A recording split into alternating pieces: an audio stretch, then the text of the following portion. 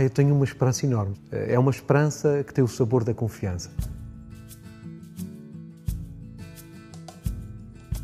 Isso é alguma coisa que a história nos ensina, é a ideia de que não há fatalismos, que não há inevitabilidades. E de que o novo, a mudança é possível. Tenho uma esperança enorme, maior que o horizonte.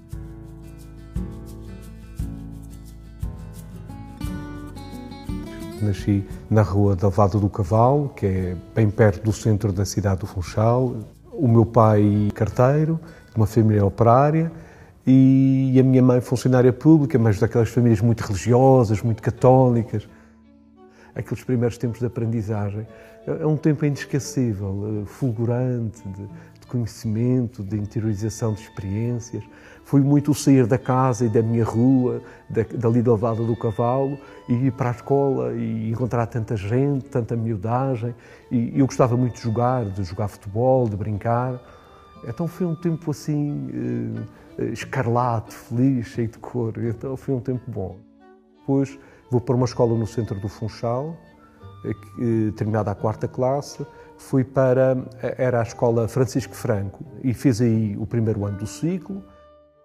Lembro-me de pequenas questões nas turmas, com os problemas com professores, em que às vezes o professor talvez não fosse mais justo na nota, não em relação a ele, sempre em relação aos colegas. Ele sempre assumia quase que o papel do provedor da turma.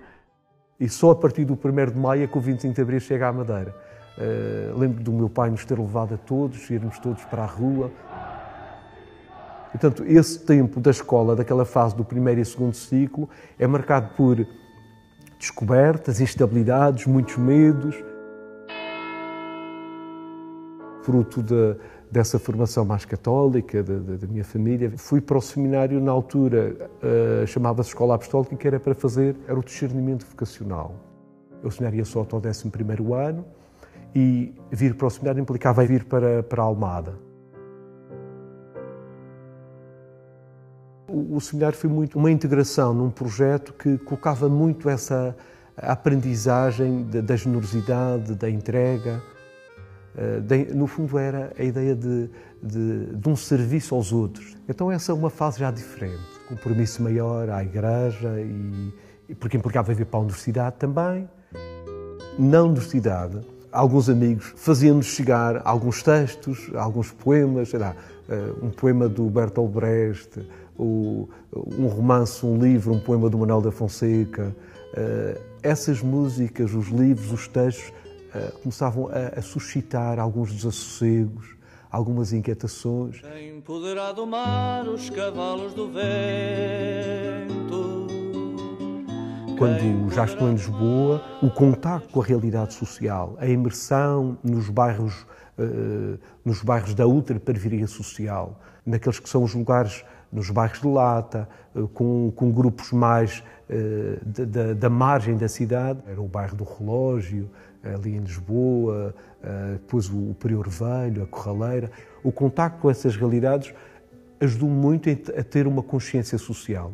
Quando se envolvia num projeto, era de corpo e alma. Era uma pessoa capaz de destrinçar o que é o essencial, o que é o acessório. E tomar opções por vezes difíceis, como sair daqui, como ir viver para um bairro de lata, como, por exemplo, ser solidário com uma família que tinha sido despejada e dormir também na rua, em sinal de solidariedade.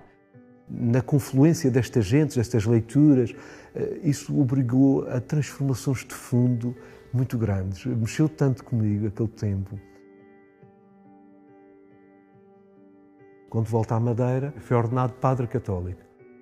Este percurso que eu fiz enquanto cristão e que me levou a ser padre, era uma opção radical. Era esta ideia de que ser padre era nada ter a perder, era um atrevimento total na entrega à causa dos mais pobres. À volta do Funchal existiam também muitos bairros de lata. Eu tinha sido ganho para essa realidade quando estou em Lisboa. E a realidade das crianças da mendicidade levou a essa ideia. Com os pobres da ilha que eu pertencia, começarmos também uma dinâmica de grupos, de formar grupos, de organizar um movimento dos pobres. Eles foram aproximando da canalha que andava no Funchal a pedir, e a canalha com medo fugia, praguejava, não sei o quê, que a gente pensava que era a segurança social ou alguma coisa que era para internar estas crianças que andavam a pedir. Por iniciativa própria, fui para a rua e falei com amigos. Eu, na altura, uma das nomeações que tinha, diríamos, uma tarefa, era na Escola Superior de Educação, e fui dizendo nas turmas, fui colocando de alguma forma o desafio, quem quisesse participar em projetos com crianças de rua, em projetos alternativos, e algumas pessoas vieram, na altura, pessoas que eram estudantes universitários. No dia que encontrei o Edgar, estava a pedir dinheiro, como estava-se a fugir das polícias, o Edgar estava de um bar sentado, mas o Nicolau e os amigos dele. E o Edgar via a gente fugir. Ele, quando já era pequeno, das caixinhas, era assim: se vocês põem tudo ao pé de mim, não há problemas, ninguém vai preso. Vinham aos bandos, sobretudo de Câmara de Lobos, com umas caixas, pedir dinheiro para os turistas. E quando eu andava a pedir, havia uma rede, que às vezes, como faz os estrangeiros, e aquele provocava as crianças para ir fazer relações sexuais. Umas ia, outras não ia, depende da situação. Mas eu sempre aconselhando o Edgar sempre a dar apoio a gente. A rua é um lugar de grandes desconfianças, não é? Demora muito tempo a entrar naquele mundo. E como é que se faz? Levando cores, papéis, lápis, uma bola, e jogar a bola com eles, e mergulhar lá no mar, no cais da cidade, roubar uma maçã com eles também, e isto de ganhar a confiança, fugir à polícia com eles, libertá-los de... Estás a fazer uma coisa de lá, vão da Prestage, os pequenos das caixinhas. Estava-se lá, tinha a possessão feita, e como a gente não estava a vender muito dentro, viemos para a rua a vender. E a polícia começou ali a prender a gente todos. E o Edgar chegou lá: oh, não, deixa eu pular, mas tinha aqui a licença, como a gente pode fazer essa possessão aí.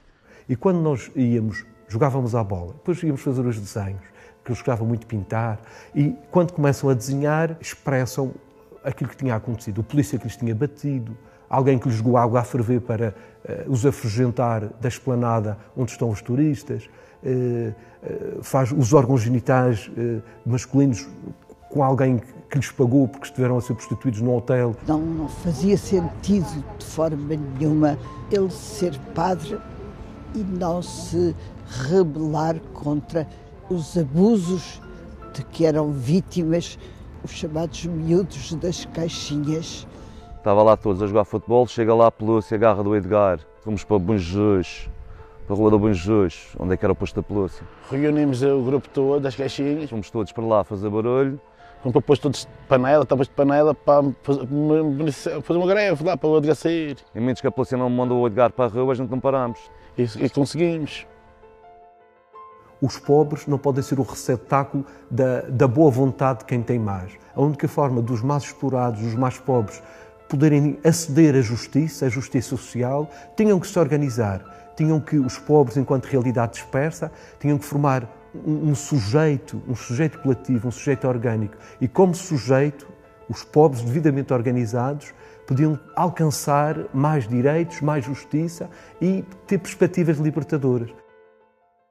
Fundou o Arco, que era o encontro de reflexão periódica, e onde se participava, e ele tinha uma inquietação grande. Estava sempre a gerar ideias, sempre com projetos tão diferentes, desde espaços de reflexão e a ação, por exemplo, como foi o MAC, a Escola Aberta, que foi um projeto de alfabetização de crianças aqui no Funchal. A escola surge por iniciativa das crianças de rua. A maior parte delas nunca tinha ido à escola, as crianças não sabiam ler nem escrever. Pensámos abrir uma escola, que a gente não tinha essa escola, que a gente caminhava de casa às 8 da manhã, só chegava-se à noite, às vezes perdia-se à noite no Funchal, com medo que algumas crianças tenham receio de vir para casa, que os pais batiam enquanto não levavam dinheiro para casa. Largava às 6, às 7 eu ia para a escola. Eu não sei ler muito bem, mas sempre leio alguma coisa que aprendi da Escola Aberta. Embora fosse um jovem padre, ele começou a protestar. Entrou em choque com o poder instituído e retiraram um espaço que estava destinado a essas mesmas crianças. Quando foi o encerramento da Escola Aberta, foram os próprios miúdos que decidiram, eles próprios, perante aquela injustiça, que eles consideravam uma injustiça, ir fazer uma manifestação à frente do Paço Episcopal. E lá foram, em marcha, a reivindicar aquilo que eles achavam que tinham direito. que era um espaço para ter uma escola alternativa, dado que a escola oficial não dava a resposta que eles necessitavam. Ele era um entre outros que tinham escolhido uma cristandade revolucionária. A realidade é que nos desafia, a história é que nos provoca. A vida exige respostas nossas e este processo dialético de confronto com a vida, com a realidade, com a história e a necessidade de ser consequente com os desafios. A história fala, a história tem uma voz que nos desafia à subversão.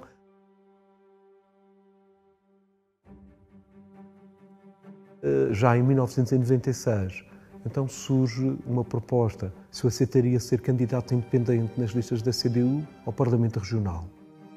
Desvinculando-me de todos os compromissos que tinha na Igreja, assumi essa candidatura como independente, conseguimos eleger o grupo parlamentar e aí inicia-se um outro nível de intervenção política, partidária. Eu tive 15 anos no Parlamento com o Edgar e foi uma aprendizagem constante.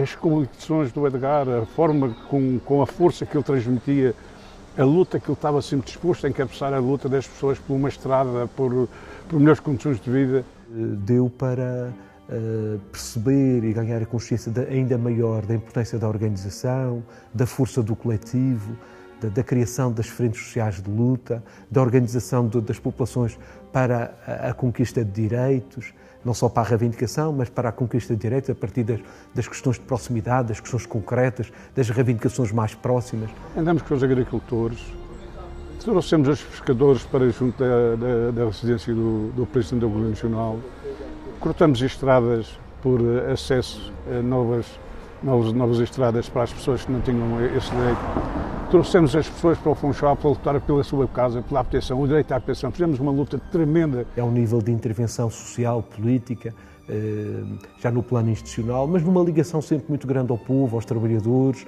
numa ligação muito direta às populações. Então, esse foi um tempo de conhecimento, de aprendizagem, de compromisso. Exigia muito de nós, exigia tudo. Toda a generosidade era pouca. Foi uma entrega muito grande. E marcou muito.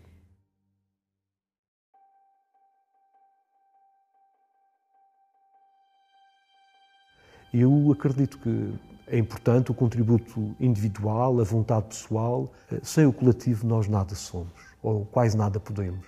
Então eu acredito nessa possibilidade de que o povo português como coletivo temos poderes de transformação funda da história, muito para além do que as pessoas às vezes suspeitam. E ele consegue conciliar dois polos que acho que é muito importante, que é o aprofundamento das questões, uma reflexão até teórica e também uma ação. Perante esta realidade, perante aquilo que temos, perante aquilo que somos, o que é que podemos fazer? O que é que podemos mudar? O que é que podemos transformar? Este tem sido um tempo de grandes provações para o povo português, para os trabalhadores. Este ataque a direitos, liberdades e garantias, a direitos sociais, a direitos individuais e sociais, a intensificação do empobrecimento e a intensificação das estratégias de exploração. Então chegamos a um ponto onde é cada vez maior o número dos portugueses e das portuguesas que sente isto. Chegou a hora de dizer basta. Eu senti o dever da coragem de dar o passo. Era um sentido do dever. Por sentir esta responsabilidade que é nossa por esta candidatura que agora é lançada. E a candidatura para a Presidência da República está diretamente associada a este movimento, a esta percepção. O Presidente da República representa a República enquanto tem que ser o porta-voz, esse provedor, o primeiro e último provedor do povo, daqueles que não têm voz, daqueles que não têm vez, daqueles que são os mais injustiçados, dos que são os explorados, os injustiçados na sociedade portuguesa. Ele nunca traiu aqueles que procuraram fazer caminho connosco. Porque há alguém que tem as qualidades e a persistência e a coragem de caminhar em frente. Um homem de liberdade, um homem de justiça e um homem de fraternidade. Para quem as palavras solidariedade, amizade, justiça social não são ornamentos de discursos de campanha eleitoral, mas valores que têm uma tradução prática, concreta, numa vida e num percurso de vida que falam por si. Ele vai andar na rua, ele vai lá estar, onde houver problemas, ele será, não tenho dúvidas, uma espécie do SOS dos que estão à margem da sociedade. É capaz de sacrificar o acessório para estar sempre ao lado daqueles que mais precisam. Edgar Silva é um homem que no seu trajeto de vida sempre esteve do lado dos mais frágeis, do lado dos excluídos, assumindo os valores de Abril, um homem que se identifica com esses valores que a Constituição da República consagra.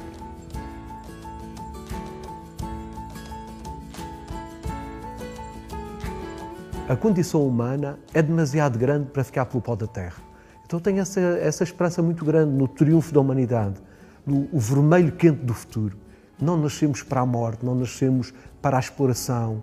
Nós estamos vocacionados para a afirmação da dignidade plena de cada homem e de cada mulher. E esse vermelho quente do futuro que nos atrai e para onde caminhamos faz parte da esperança de que eu partilho, que nós partilhamos, não é?